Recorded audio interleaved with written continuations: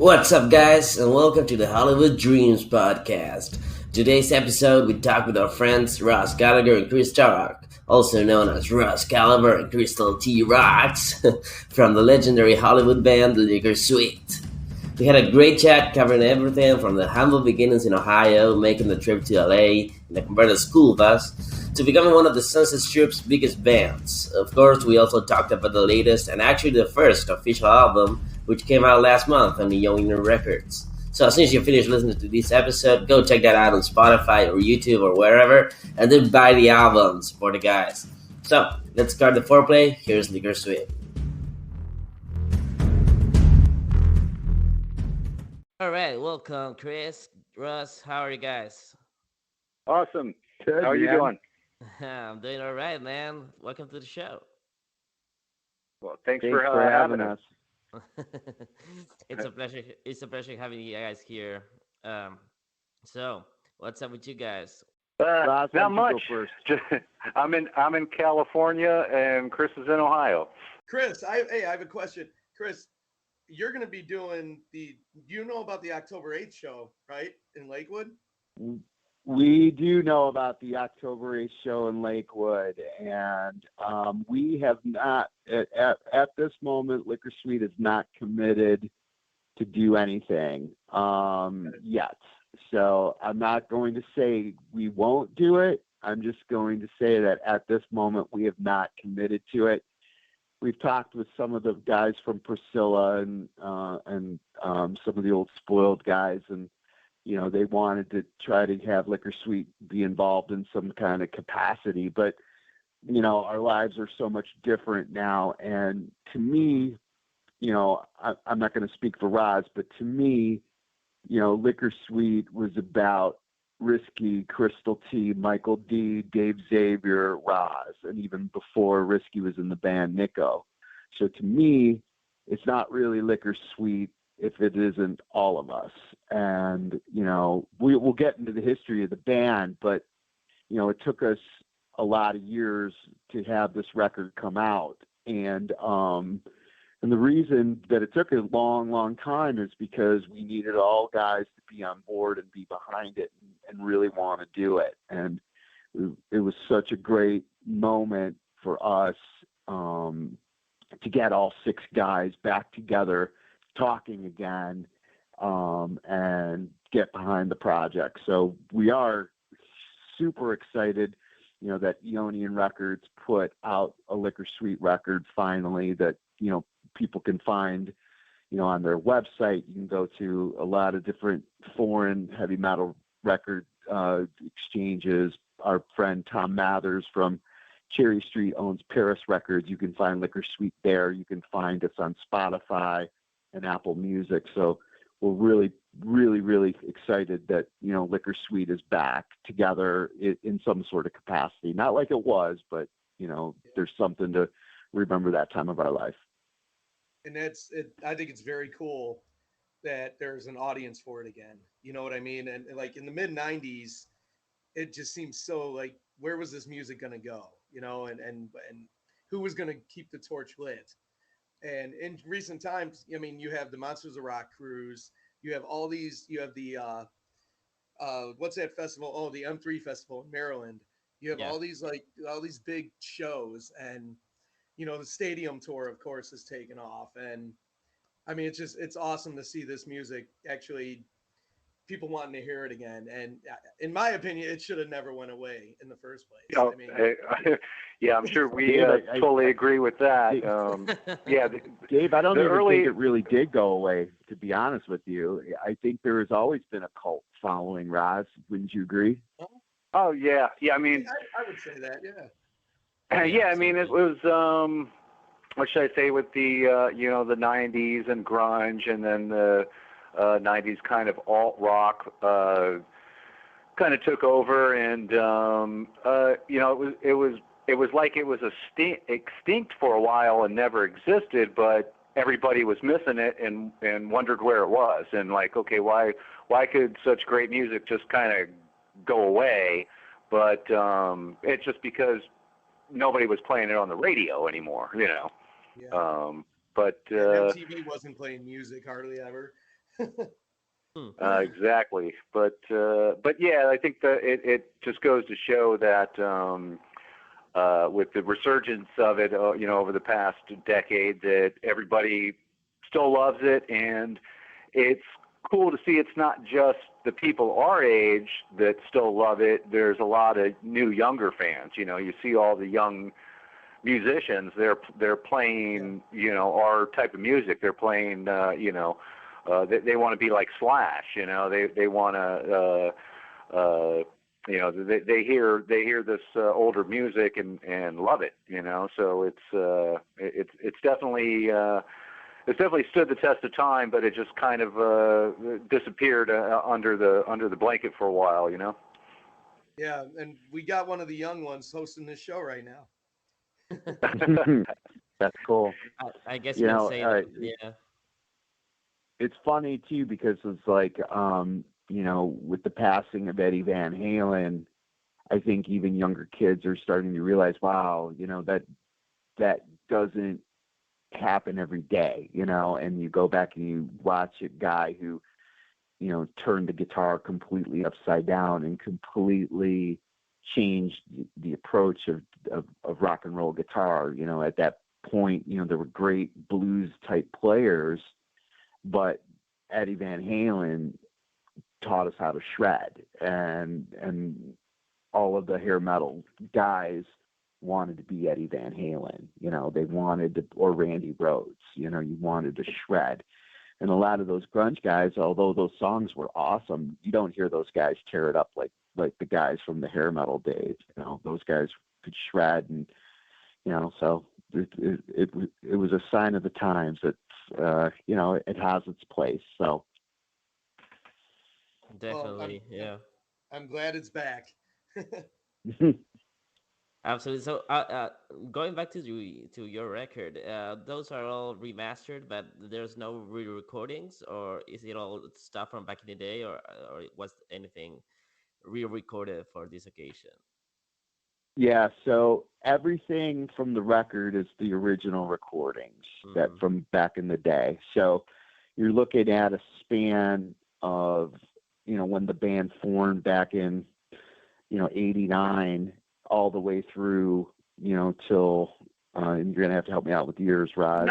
Probably 93. We did our last songs, yeah, in 93. So yeah, we the first 5 songs were recorded in January of 1989, and then we moved to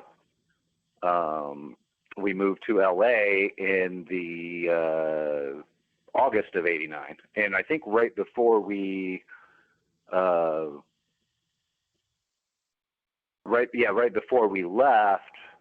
we recorded 3 more songs. So in Ohio. Yeah, and then the rest of it was done in LA. So the first 5 songs from the record it was really cool. I the way that Stephen Craig and Ryan from Eonian wanted the order to go, they kind of put it in chronological order to a degree of how the songs were created. And, there was a part of me that really didn't want to do it that way because I felt like you can tell there's a quality difference, and we got better as musicians. We got to work with Alex Woltman, and who really helped us. He was pretty much an unofficial member of Liquor Sweet, the way I saw it, but he really, got us to think about music differently and got us to work better as a unit. But putting the songs in chronological order like we did, listening back, kind of makes sense because you actually get to hear the evolution of the band, and it's pretty cool the way that it came together. Yeah, the guys at Eonian did an awesome job as far as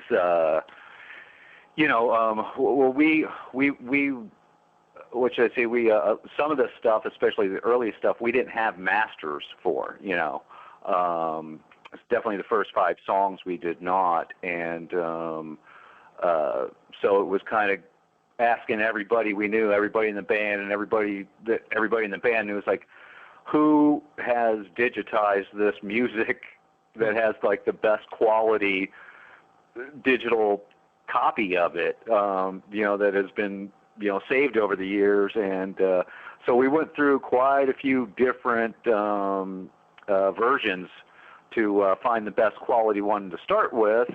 And then obviously the guys at Eonian did their thing and remastered it to make it sound as good as it could. And then the later stuff that we recorded with Alex was, we had the masters on most of that stuff, and it was some really good recording. So that stuff we were lucky on, was lucky on, but the early stuff we really had to dig and find the best digital copies of the stuff that we could get our hands on.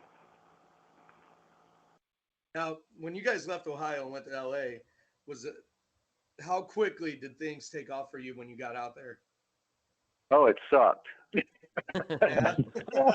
There we go. It was a big shock to us. It was a big kick in our nuts because it was like we were the big fish when we left, or so we thought. We were doing headline shows 5-6 nights a week, used to getting paid to play. And then all of a sudden we get to Hollywood and nobody cares who we are. Nobody is going to pay us. We sign a contract that we're going to sell 100 tickets at $8 a pop. Now think about that for a second. It's 1989, and a lot of money. We're charging $8 a ticket to go see a show. And then when you go into that club, you're paying $8 for a beer. In Cleveland, you're not paying $8 for a beer now, and it's 2022. Yeah. So that was it. But we should back up a little bit because we really were Liquor Suite really was the big fish in the little pond, so to say, before we left Ohio, Cleveland, Akron area. We started off as a cover band and started throwing our originals in, and people liked it, so we just kept adding more originals until we were like, well, you know what, people like us and we want to be an original band, and we knew that that's what it takes, so we just kept doing that. And the club owners were not happy about it, but since we were drawing good crowds, they really couldn't say too much to us, other than every other show, I was going in asking for more money because we were drawing more people, and also too, they were wanting us to open for all the headlining acts. We got to open for House of Lords, Soraya, Kix, Nitro. Chris, help me out if there's any other ones that. Pretty Boy Floyd. When Pretty Boy Floyd first came here, we a lot of these promoters would pull us in to play with these bands because these bands were not big yet, and so nobody knew if they would draw. Some of them drew great, some of them didn't, and so they felt like, well, if we put Liquor Suite on the bill, at least we know there'll be some people there, But some of these bands, we played with Jason Bonham's band too. That was Bonham. That was a cool show as well. Yeah, we always had good turnouts. We had good crowds and a lot of support. Our early fans in Ohio were very supportive, and they wanted us to do good, and they definitely were great at expressing that. And then just like Chris was saying, when we moved to, we did our thing there, and like within not even a year, we were like, well, we pretty much can't do much else here, and we can't get a record deal here, so we're gonna go to LA. And Risky's dad hooked us up with an old school bus and converted it into a tour bus, and we took off for LA. And when we got out here, we knew a handful of people, and that was it. And like Chris said, you come out here and now you're a nobody. The promoters luckily we had a couple ins with a couple of the promoters. Actually, the promoter that did Boy Floyd, Headline Management. They helped us out at first and got us on some shows, but yeah, we had to start over. We had to work our butts off and promote and hand out flyers, and luckily, we knew some people that were in with Rob Kesey, who Rob is now what's the name of his show, Chris? He was on a show called Swamp Brothers. Rob Kesey Swamp was really Brothers. good friends with CeCe DeVille, and that's how we hooked up with CeCe DeVille, and Rob got Risky, our other guitar player, got him a job at CeCe DeVille's mom's print shop. She had a printing shop in Hollywood, and Risky started working there, so we were able to get some of our flyers for cheap or next to nothing, and they'd let us print on the old stock colors that nobody wanted, which was bright fluorescent orange and lime green, and worked out great for us, because we had bright colored flyers and handed out thousands of flyers a week, it seemed like, So but let me back up a little bit. I heard a story or read it online that you guys renovated a school bus to go to LA. Is that so? Yeah. So Michael D, the drummer, and I used to play in a band called Eyes on You. That's how Michael and I met. And my band that I was playing with at the time used to open up for Eyes on You all the time. And I just thought Michael was just a monster, and I wanted to play with him so badly. I just thought he was the best drummer I'd ever seen in Akron and Cleveland. And Michael and I became friends, and for one thing led to another. In Eyes on You, they had a falling out with the bass player, and they called me and asked me if I wanted to play with them. And I jumped at the chance, mainly to play with Michael.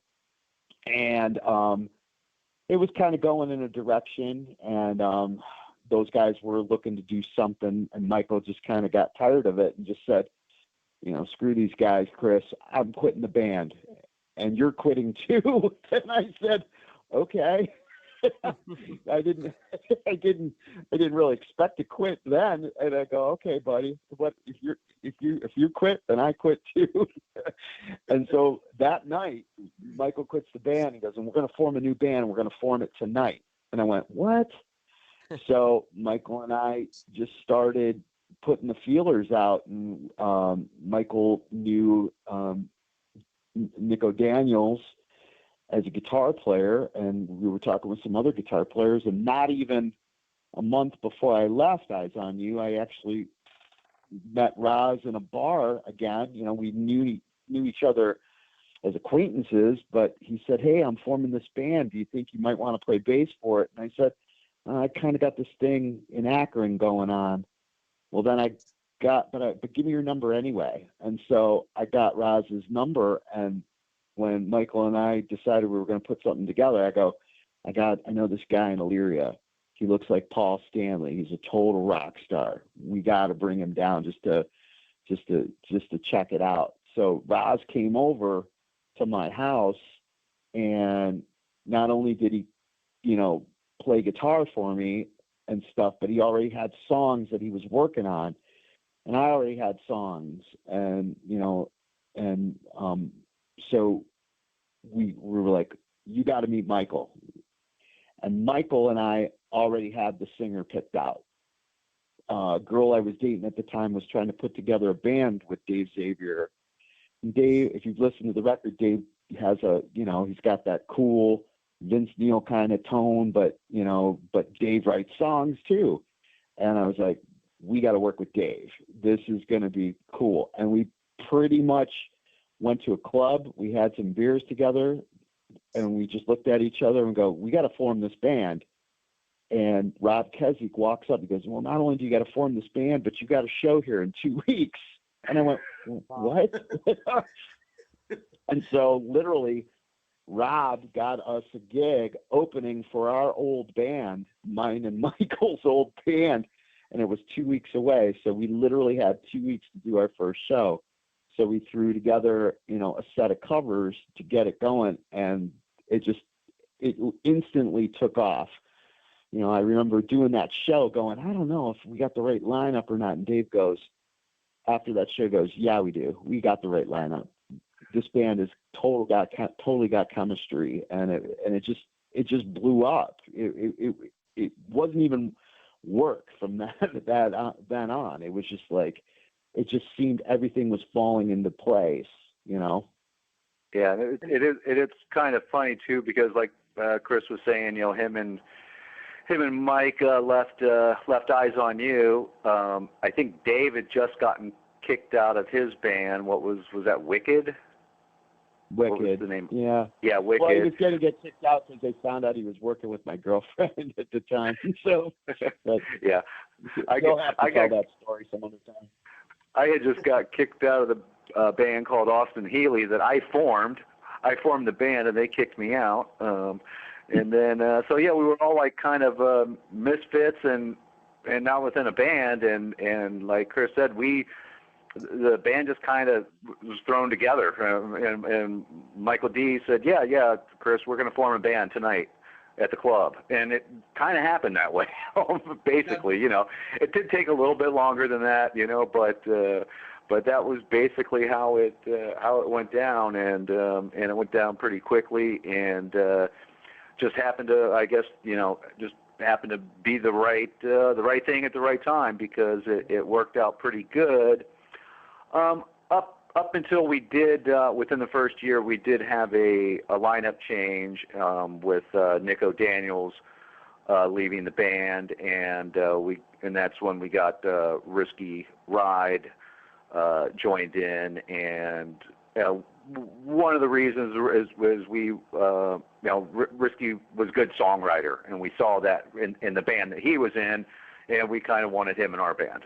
So he was kind of like the next talented, he was the talented guy in another band, and we're just like, we can see that working out with us, Yeah. Now, did you guys have the Liquor Sweet name like already figured out, or did that come? Like, was that the only name you guys went with? Well, dude, that's funny you bring that up. That's crazy, because like originally we couldn't decide on a name, and so we had to have something. So Russ said, let's call the band Sassy. And we didn't have anything better, so we were like, okay, we'll go with it. And they were getting ready to put it in the magazine, and Scene magazine, Sassy opening up for Eyes on You. And Dave just goes, we cannot call ourselves Sassy. That means terrible. That means terrible. He didn't like it. And I was like, well, I don't know. And we were learning a Fast Way song from the Trick or Treat soundtrack to do, because like I said, we started as a cover band, and Dave said Trick or Treat Liquor Sweet something. I can't even remember what he said. And he goes, that's the name. And I'm like going, we can't be called Liquor Sweet, and because it's got that hidden kind of underlying meaning. But everybody looked and goes, no, man, we are Liquor Sweet. That's and it just stuck, I think it was just like the what was it and that's how we like ended up, because we were kind of first with the liquor, like LICK, apostrophe R kind of thing, like Liquor Sweet. And I don't know, we were just bouncing things around, and someone's like, well, why don't we do like the booze, liquor, and like a liqueur, but liquor, and then sweet. So that it just kind of worked, and we went with it. And like we said, we didn't have very much time, because we were learning songs and trying to think of a band name and get our act together within a couple weeks to open up for Chris and Mike's old band that we wanted to kind of show up, Well, Liquor Sweet's a lot better than Sassy, I can tell you that. It's a good thing the guys didn't go with that, huh? For sure. Might have been a different story. Exactly. So was there a specific like show or anything that you can remember that kickstarted your Sunset Strip fame, I would say? Well, before we even did the Sunset Strip, you know, we had heard of Pretty Boy Floyd a couple of months before they even toured. And the record hadn't even been released yet, but you know, they were coming to Cleveland. And so our manager at the time, Trent Weller, said, we got to get you guys to open for them. So that way, you're positioned in front of like the next big Hollywood band. And I'm like, all right. I go, I don't even know what these guys look like. And, you know, we took a lot of pride in our costuming, and we put a lot of money and effort into our staging. You know, we had ramps and backdrops and, flash pots and stuff like that. But then we saw their pictures and we were like, oh man, these guys stepped it up even more. You know, they looked like Too Fast for Love crew. So we had to step our game up even more. And, you know, Liquor Suite took the next level, you know, like it was all leather. It was all, you know, our hair were, you know, Dave and I had blonde hair and the rest of the guys all had black hair. I dyed my bangs black, and that whole, you know, Christina Aguilera hair. Well, guess what? I did that way back, way before her. And and we just knew that we had to step up our game even more. And then we played with them, and we felt like, you know, first of all, they were super great guys. Kerry Kane was one of the coolest guys I've ever met, and their drum tech was Bobby Huck, who you heard some stories about Bobby Huck when you did your Legs Up interview. So we met Bobby Huck, Kerry Kane, and Christy Crash, and they just came up and goes, you guys got to go to LA. You got to go to LA. And we just looked at each other and we said, okay, we got to go to LA. Okay, we'll go. And yeah, So like that was, you know, I remember our first show, we got a really big taste of reality. You know, correct me, Rozz, if I'm wrong, but we opened for a band called Tommy Gunn. I believe you're correct. No, it was Taz. Taz. We played with Taz. And Taz was the biggest band on the Strip next to Tough. Tough was probably bigger, but we played with Taz.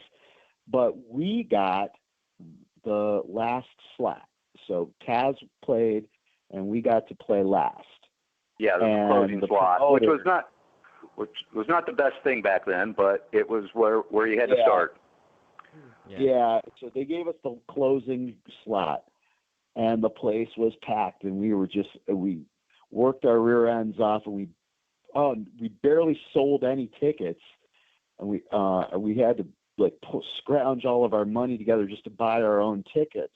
And we were so excited to play this show, and literally before we even hit a note, the whole club had pretty much emptied. And it was like so defeating. It was just like, oh man, this is rugged. But then we learned the game. You know, we learned the game. We learned that not only do you have to have your look down, but you got to work your ass off every day. Rozz used to tell us all the time. Rozz used to wake up and he'd look at everybody and goes, well, what did we do for Liquor Suite today? And I think Rozz put it on our door when we would walk out the door. What did you do for Liquor Suite today? So when we would walk out the door, we would kind of remind ourselves, why did we move here? We didn't move here to party and meet hot chicks and all that kind of stuff. We actually came there to play rock and roll and try to get a deal. And we used to take every one of our pass record letters, every label passed on Liquor Suite, and we used to stick them up on our stairwell. So that way, when all of us would walk up and down the steps to go to bed or go to the bathroom or whatever, we would walk past those pass letters so that all of us could be reminded that, you know, somebody didn't believe in you. So you better believe in yourself because they don't believe in you right now, but we're going to make them all believe in us one day, you know? So. Yeah. And didn't you guys come close though with Atlantic or no? With Atlantic? Yeah. I think it was Christal. Chrysalis Records was one that we talked with. We talked with go ahead. Oh yeah, I was just saying. Yeah, I mean, there was a couple that I think came out and looked at us, and maybe looked at us twice. But you know, inevitably, we all, you know, we always got the thank you, you know, thank you for your music. It's really good, but it's not what we're looking for right now. Letters, and it's like Chris said, we would hang them on the wall, but we hung them on our wall of shame, which was also filled with panties that girls would send us from all over the world, and so we would tack those on the wall. So even though we sometimes felt like you know, like losers, like we're not making it, we had already built up a fan base, and we were selling our demos through magazines. You know, we would get contacted by magazines in Japan and Germany and, you know, South America. And back then, it would just be like a little ad or a little write-up, and they would say, "Oh, this is a band from LA, this Liquor Sweet, blah blah blah." And if you would like their demo or a signed 8x10, you know, send $10 to this address, which was our address over here in the Valley on Van Owen Street. And all of a sudden we started getting, you know, back then it was airmail. It would be an envelope with those little red and blue stripes on the corner. And we're like, what's all of this, you know, mail showing up? And it would be a folded up money order for a demo and an 8x10 or a T-shirt or something. Now all of a sudden we're in the mail order business. We got to go to the post office and ship out cassettes and 8x10s, and we started, you know, since we knew that people were looking at these magazines and actually corresponding with us, and we were getting fan letters too from all over the place, and we started saying, well, you know, hey girls, send us your panties, and we started getting panties in the mail. And then, you know, obviously the girls at the shows didn't want to be outdone, or they would come to our apartment and see our collection, and it started growing immensely.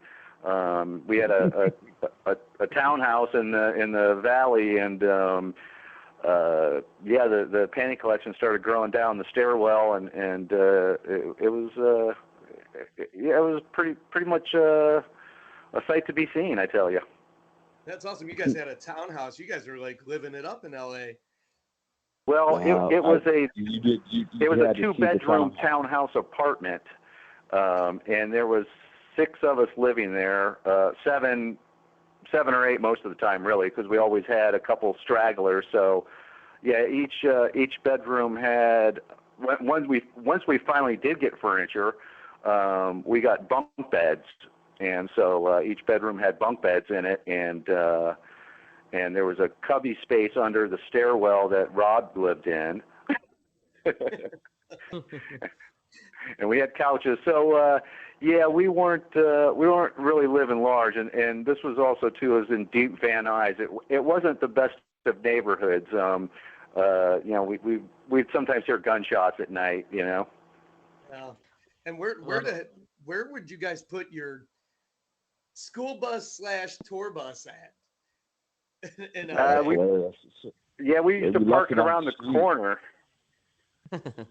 And finally, we had to move it all the time. We kept getting tickets, so finally we had to rent a storage space, you know, for a parking space, like at I forgot what they call them, you know, like what the hell is the name of that place? Movie theater. Yeah, it was an old drive-in movie theater that just turned into a storage lot. Storage lot for people with like RVs and boats and trailers and stuff like that. So it wasn't very expensive, so we started doing that, and because it was actually saving us on parking tickets. Yeah. So you heard our Legs Up interview, and so you probably heard Danny's story on how he almost got killed by a telephone. Do you so do you have any similar?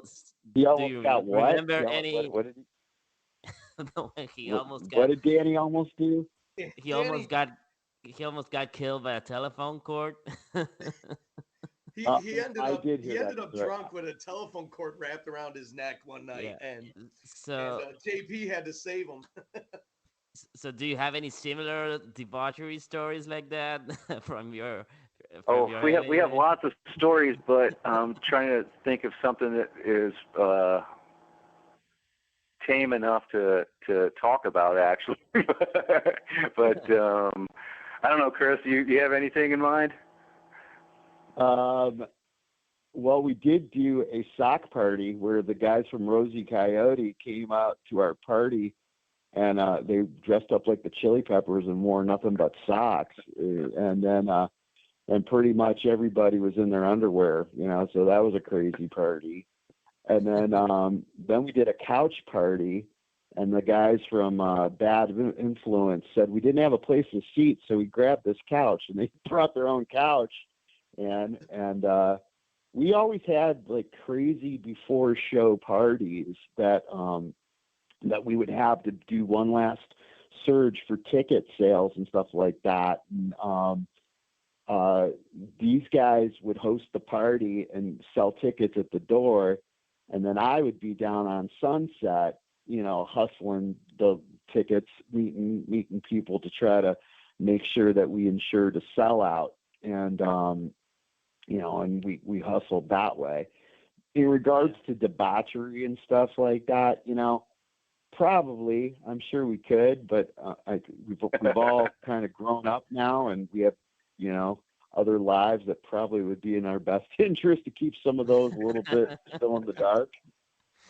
Yeah, we had some good parties, and there was definitely some stuff going on. But yeah, there was definitely plenty of debauchery. But yeah, I have to say it was a really cool time because we were friends with quite a few other bands, and so there was that, you weren't friends with every band, but the guys that we were friends with, like Rosie Coyote and Legs Up and Bad Influence, just to name a few, Cherry Street. Cherry Street. We did a lot of shows with Cherry Street.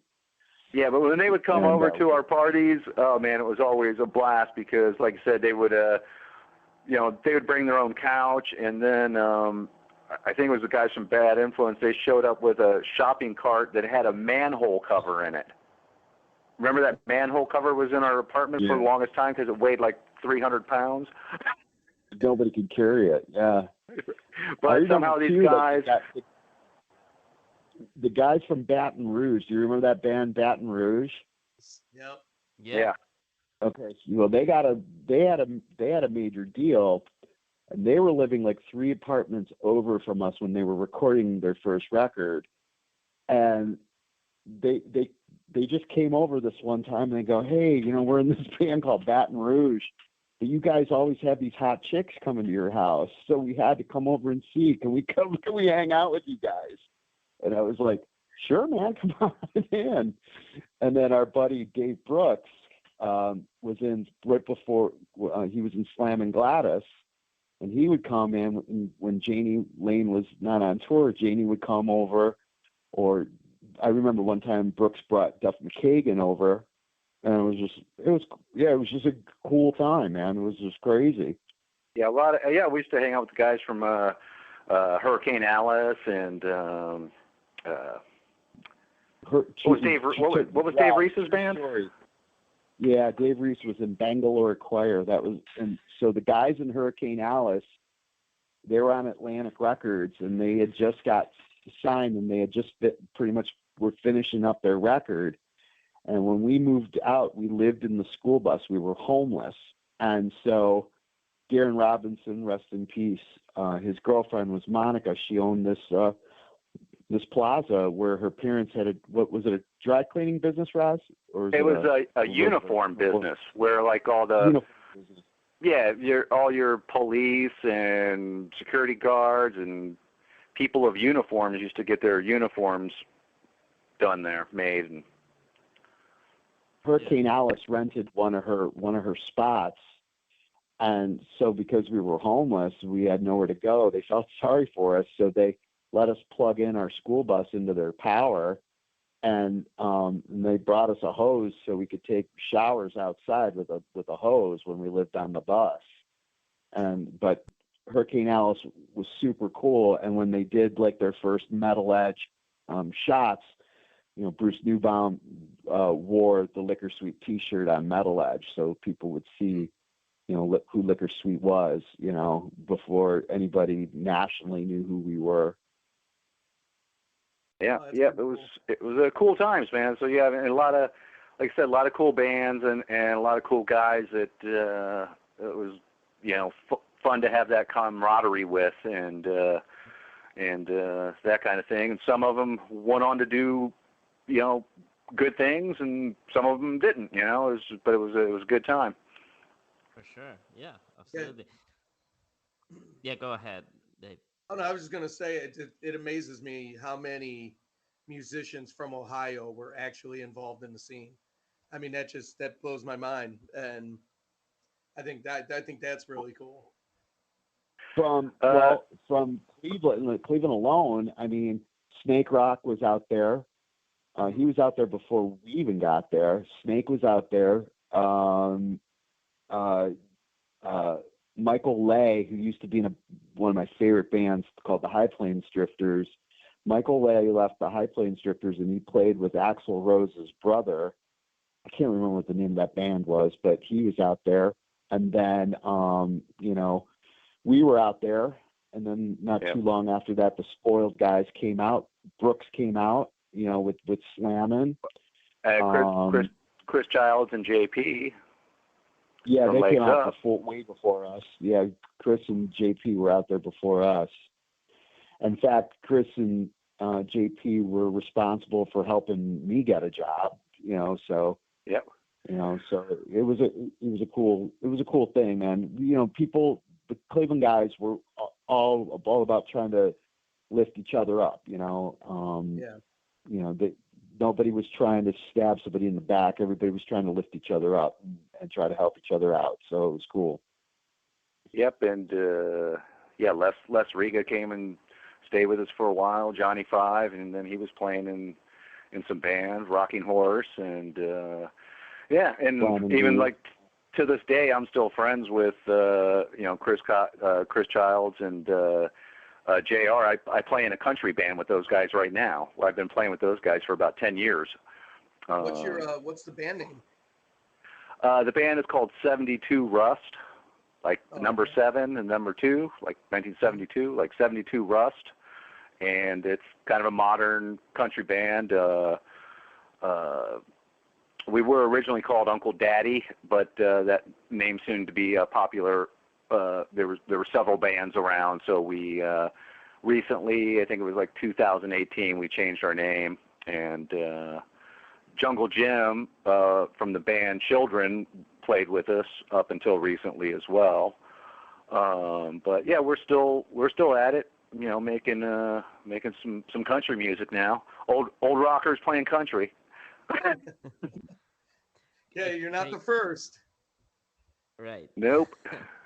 And can we find your stuff anywhere online or physically? Yeah, the 72 Rust is on your Spotify and iTunes and stuff like that. And it's some pretty fun stuff. It's you know, it's a little bit more.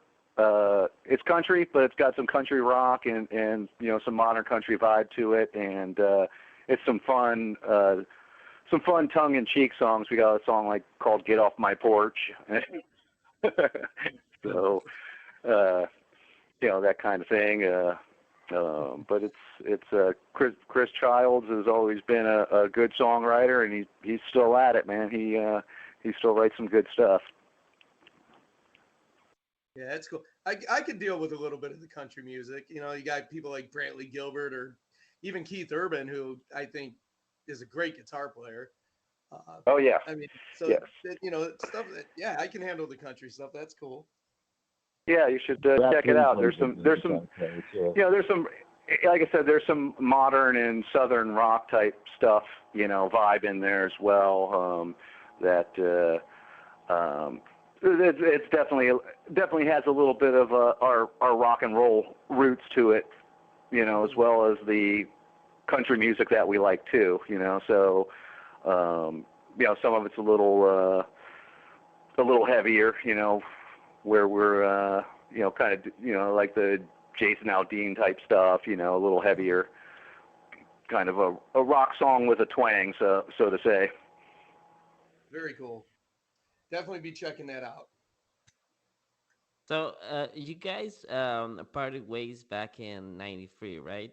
So after that, was there any point where you guys wanted to get back together, record new stuff like that? That's a great question. So I left the band a little bit earlier than the band, before the band departed, but we had always talked about, possibly doing some shows and possibly doing, reunion type of things and stuff like that. But like I told you at the beginning of the interview, it was really important.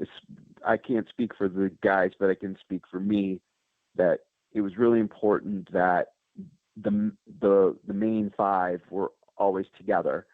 And, bless Nico, because he's a great dude and he was a great guitar player. But when I say the five, it's, it's always Rozz, Dave, Michael, Risky, and me. That's how I look at Liquor Sweet, because Liquor Sweet really went crazy when Risky entered the fold. And at certain times, not all five guys were on the same page, and we all started doing other things, and other things became priorities, and then life changes and stuff like that. So it was tricky to get everybody on the same page at the same time. So it just took a long time to get it together, and Liquor Sweet is not the number one priority anymore. Some of us have wives and kids and, and jobs, and it just kind of like, it's not number one. So I would never say never, it could happen. And like I said, there's a possibility we could play, but it's been so long, that's why the record was so important. The record is going, if that's all that's left, and that's all that is meant to be for Liquor Sweet, we have something that will live forever. And to me, that was important. It was to show, the world that this was what we did. This is who we were. Was something that was so important that nothing was ever more important than that was at that moment. And having that music out there and having the record that Eonian put together with us was just, fantastic. And if that's the end of Liquor Sweet, I think we can all look at each other and go, that was a hell of a run. That was fun, Absolutely. It was a moment in time that was an awesome moment in time that we, like we said in the beginning, that we just all happened to want the same thing, fall together somewhat, as a band. It just, like I said, it just kind of fell together, but it just took off so quickly, and we just went with it. We just went with it 110%, and kept at it. I mean, that was, a good 4 or 5 years, and we were in our, early 20s. It was a good time of life, and it was a good time to be where we were. Maybe we missed it by a couple years, so to say, because, the music scene changed, the music style changed, and the strip went downhill. But man, we got to do a lot of it, see a lot of it. We got to play the Whiskey A Go Go, the Roxy, the Troubadour, Gazzari's. We got a Star by Bill Gazzari. I think we might have been the last one before he died. Actually, he died right before we got the Star. Oh, he that's literally right. died. He literally died almost 2 weeks before we got the Star, and but he was going to present it to us, and when we got it, we had talked with the promoter, and they said that, hey, you're going to get the Star, and I said, holy shit, the Godfather's going to give us the Star, man, that's going to be killer. And I think there's a picture of me holding it up too. It was awesome. Rozz actually found the Star. Somebody still has it, and Rozz got. I don't know. Yeah, one of the promoters, one of the old Hollywood promoters. I can't think of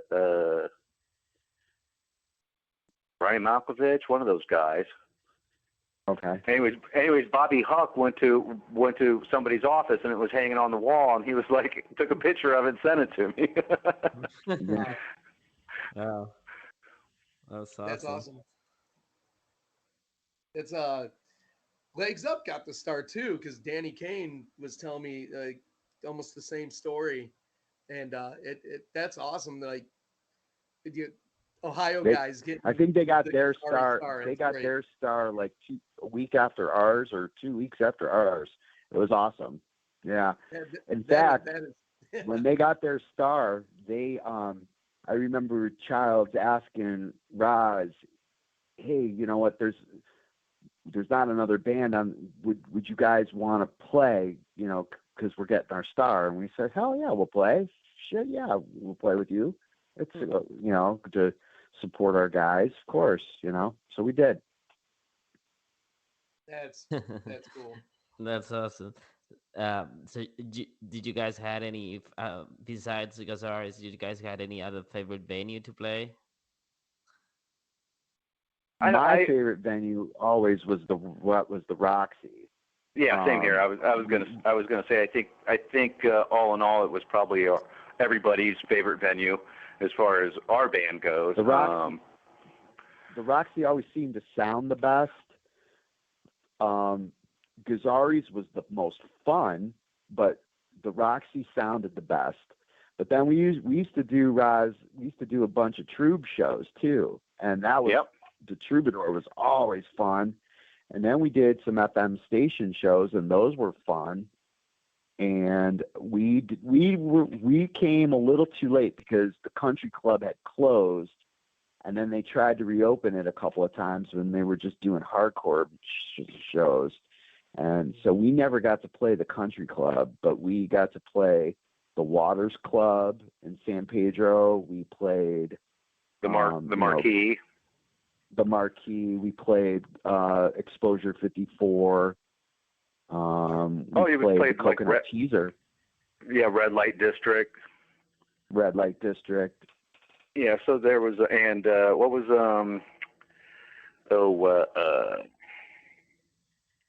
Hollywood Live. What's his name? I can't think of his name now. Jerry? No, it wasn't Jerry. The other promoter. Rich Bartle. Rich Bartle. I think it was called Hollywood Live. So there was a lot of what we called like weekday clubs. Your weekends were always the big club on Sunset Strip. And although we didn't play every weekend because you couldn't, it took you a lot longer to promote and sell tickets, than so you weren't playing every weekend. You were playing about every 4 to 5 weeks, maybe. And but then there was the other clubs that I think like Red Light District was on Tuesday and Exposure 54 was on Sunday. Coconut Teaser was on Sunday. Jam was on Mondays. Yeah. Yeah, so there was the weeknight gigs that were usually shorter sets and more bands, but they were really fun to play, and they were really packed, So, and you didn't have to do as much effort to sell tickets, and some of them weren't even pre-sale. So it was a little bit easier to do those gigs, and they were fun. Yeah, that's cool. Did you guys ever play the Cat House or no? That was before our time. No. Yeah, it was gone before. We did play the Central. Oh yeah, I remember that. Which was now the Viper Room, but it was a dive before the Viper Room. it was a real crap hole, so to say. Man, Nice. You guys really played everywhere. Right. That's awesome. Yeah, there was some, and then remember Happening Harry had a club too. What was it called? The Thai Lounge or something like that. Well, he did his first jams at the FM station, and then he moved it somewhere else a couple of times. Yeah, there was one. I know we played the one down in Hollywood. It was called like the Thai iced tea room or something like that. I don't remember. God, that's hilarious. Where was the room? What was the room called that we played with Rosie Coyote in Oakland and Frisco? What was that called? I don't recall. I do not recall. It was crazy. That. So we played. They got us to come up there. It was us and Rosie Coyote, and we played this club in Oakland, just right across the bridge from Frisco. But it was so much fun. The two guitar players from Tesla were there because, God, the drummer. What was the drummer from Tesla's name? Troy escaping. Troy Lucetta. So Troy's stepbrother is a guy by the name of Denny. Denny was Troy's drum tech, but Denny also tour managed for a bunch of different bands, and so Denny took us all to Oakland to play this show, and it was kind of a weak turnout because there wasn't really a whole lot of effort to promote it, but it was so fun because Leonard Hayes from YNT showed up, and the guys from Tesla were there to hang out with us. We got all out of control at that night. But I got so drunk I don't even remember playing, to be honest with you. Whenever I hung out with those Tesla boys, my face was crooked. But that was an awesome night. That was so fun. Leonard Hayes got up and he was so hammered, but he played rock and roll with us. It was so much fun. Oh my God, so much fun. We had a blast. Yeah, it's funny you saying that the Tesla guys. I'm hoping to be going to hang out with Tommy Skio here soon, so we'll see what that happens. I don't think he drinks quite as much as he used to, though. Thank God. I think those boys had me on a couple of steps away from the emergency room a couple of times, and they were out of control. Yeah, I used to. Super guys. Tesla was so cool. They were awesome. I used to hang out with Dave Reece from Bangalore Choir. He was a madman. Yeah, David. Do you know who that is, guys? Do you guys know who David Reece is? Yeah, didn't he do? He was with Accept for an album, I think. Yeah, that's right. Yeah, but I'll tell you what, man, he was just nicest guy, but man, he liked to get ripped up, and he would talk shit and fight anybody, and and I was kind of the same way back then, so we were kind of toxic together. So I was like, man, well, I'm glad he decided to leave LA. I was like, man, I can't hang out with this guy anymore. We're gonna get killed. But boy, could he sing though! Holy cow, he was a good singer. Yeah, that Bangalore Choir's record is amazing. Yeah, he could. He had some pipes, man. Definitely. So, guys, I mean, it's at some we're past the hour mark, so sadly we gotta start wrapping this up. I could talk with you for hours, but before we do that, we always like to end things with a little top three favorite albums. So Top I know, three? yeah. So what would you say are your top three favorites? Are You we can, talking rock and roll or just albums in general? I mean, whatever you wanna, yeah, whatever are your favorites. You go first, Roz. Okay, thanks for putting me on the spot. Well, I'm going to have to just go back to first of all probably the reason that I wanted to be a rock star was and I can't remember exactly which one was my first album, but I want to say it was Kiss Destroyer. Yeah, And yeah, I was like, okay, well that's it, And then of course I had all the Kiss records, but I would have to say playing guitar. Oh man, so many great albums. Because I mean, I was into so much stuff, Judas Priest, everything, But I probably wore the grooves out on AC/DC Highway to Hell. for sure. Awesome Great record. album, classic. Yep. And then I would have to say many a great album in between here, but I would have to say to top it off, and the album is obviously one of the best rock and roll albums ever, is Guns N' Roses' Appetite for Destruction. Yeah, Wore that definitely. out. That's a pretty solid top three right there. Absolutely. And So my top three is not much different than his, but I picked some different records. So he took Highway to Hell. I take Back in Black. If I was on a desert island and I only had one record, it would be Back in Black all day long. Then Destroyer is probably the greatest studio album Kiss ever did, but my favorite is Kiss Alive. Just phenomenal. They open with Detroit Rock City now, but when they used to open up with Deuce, it was just like total. That is like the ultimate rock too to me.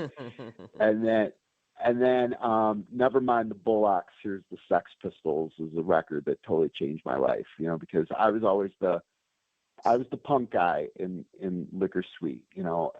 My songs are a little bit more sing-songy. I'm a big pop music fan, but I'm a big pop punk type of approach. I was a big Ramones fan. I was a big Hanoi Rocks fan, New York Dolls fan.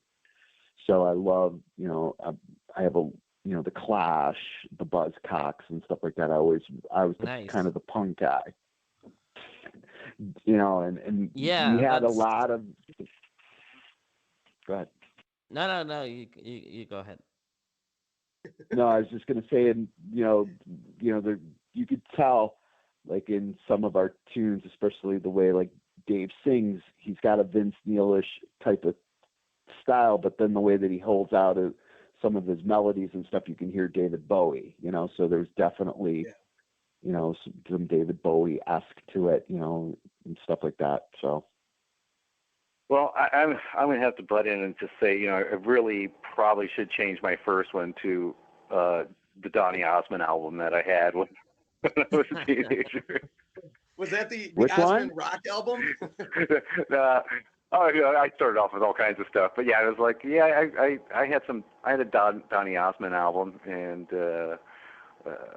that was really cool. Actually, no. Didn't him and his brothers make a hard rock album? Am I Well, yeah, wrong? the Osmonds, yeah. I mean, but yeah, when I was a kid, I liked all that stuff, but because That's Chris funny. is maybe thinking about the real poppy stuff, but I was lucky too, because I had older brothers and sisters that were like 7-8 years older than me, so they already had like really good, there was all kinds of albums around, and my mom listened to everything from country. My mom listened to Conway Twitty. She was a huge Elvis fan, so plenty of Elvis around. Conway Twitty, Ronnie Millsap, just all kinds of country and rock of that.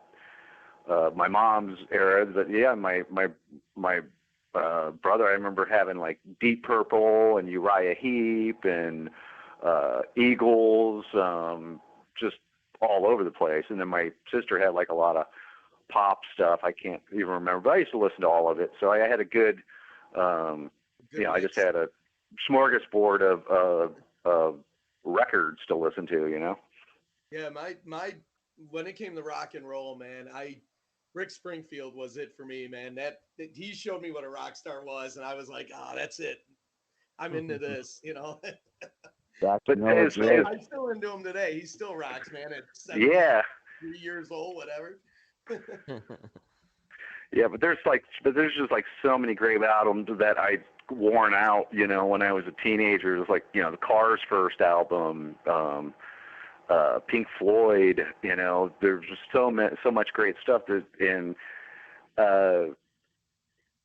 which is another great thing about Rozz used to work for Caroline. Rozz used to work for Caroline Records. I don't know if you guys know that or not. And so Rozz used to bring home records all the time. In fact, we heard the Smashing Pumpkins way before anybody knew who they were. Oh wow! And Rozz brought home for me. He goes, here, you might like this, Chris, because you like this weird music. And so he gave me Depeche Mode. He gave me Depeche Mode Violator, and that is still one of my favorite records of all time. Oh yeah, it's Depeche.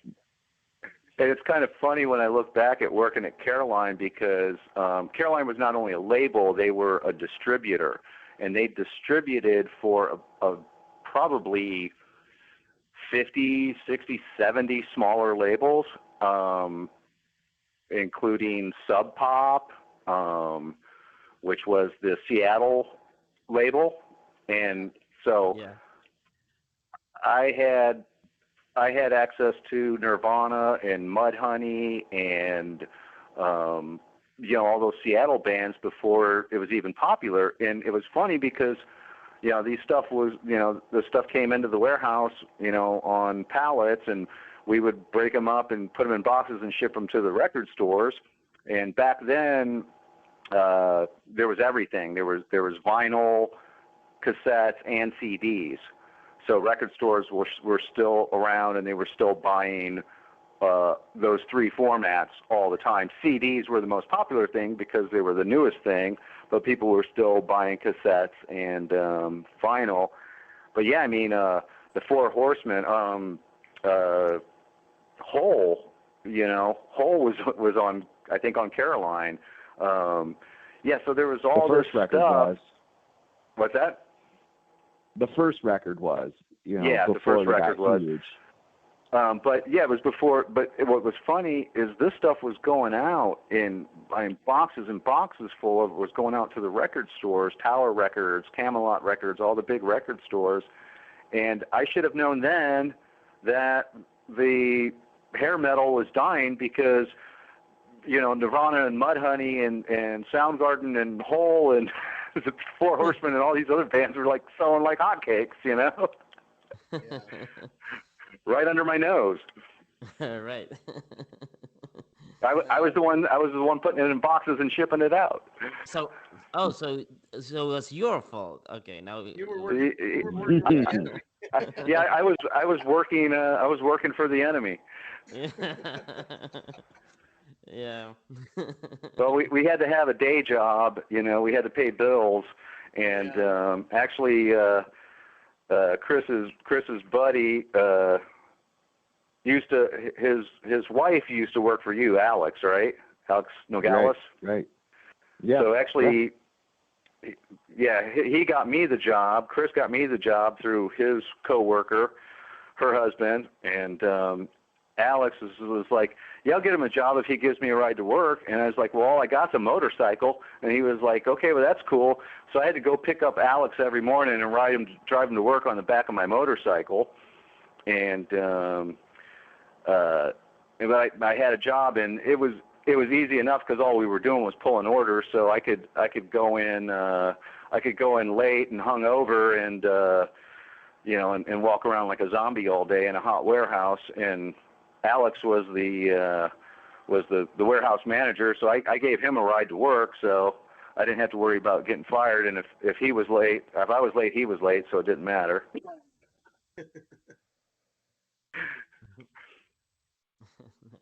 But yeah, but there was a lot of good albums back then. All right, guys. It's been a pleasure. Did you learn everything you needed to learn? No. We can do like 5 more episodes. Yeah. Well, we'd be glad to come back. We'd be glad to come back anytime. About the antics of the bus with Mark Terrain or DeVille or any of them kooks, Yeah, I want. Yeah.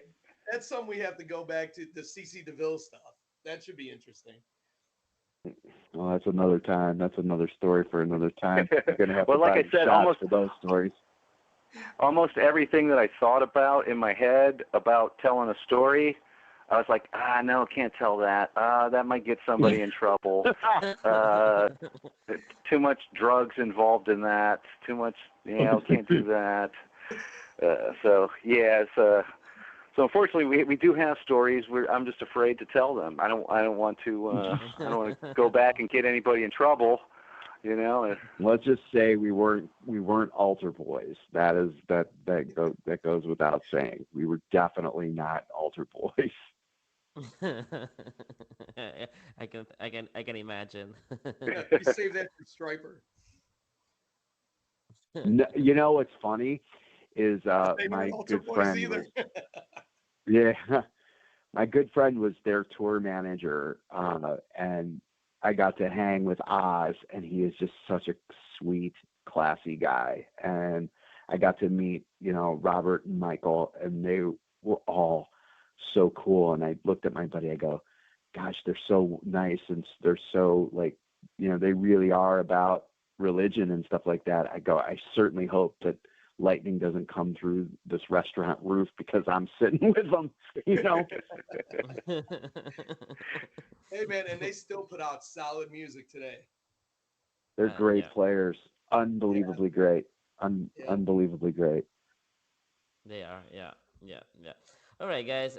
It's been a pleasure talking with you, and I think I speak for David as well when I say that we could talk with you for hours and not get tired, but unfortunately, we can't. Hey, we appreciate you having us on the show. Thank you so much for allowing us to walk down memory lane with you.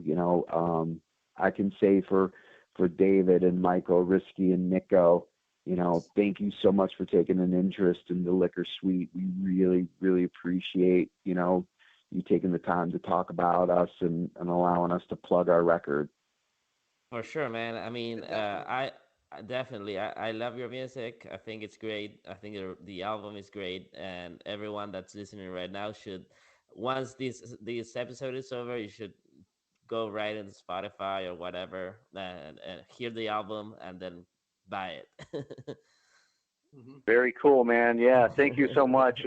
We do greatly appreciate it, and I'm so glad that there's people like you guys out there that are supporting this genre of music, because not only us, there was so many good bands that really just didn't get a chance to be heard.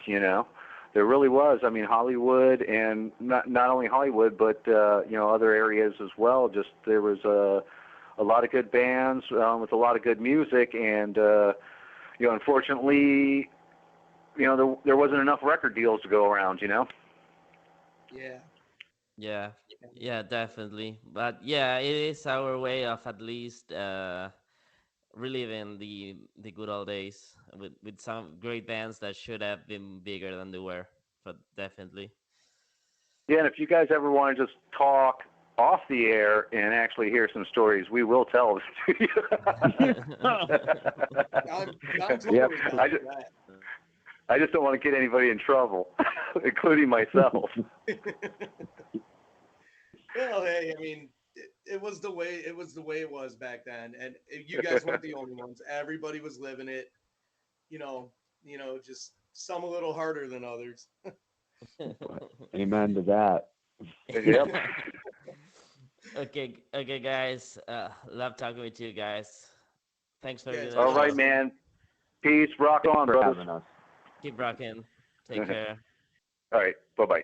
Bye-bye. Thanks, guys. Thank you.